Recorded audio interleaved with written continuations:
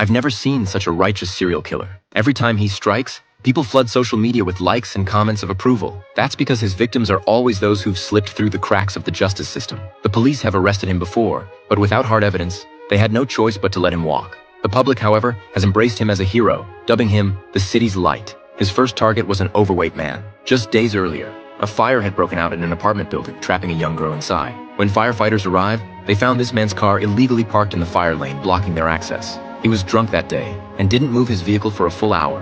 By then, it was too late. The innocent girl had lost her life because of him. The vigilante tracked him down and tied him up, then doused the entire room with gasoline. He wanted this man to experience the same terror the girl felt in her final moments. After dialing 911 and handing the phone to his victim, he lit the gasoline and left. On his way out, he parked the man's own car in the fire lane, blocking the trucks once again. The man burned to death, just like the girl he'd condemned. Police immediately launched an investigation, but before they could make any headway, the second victim appeared.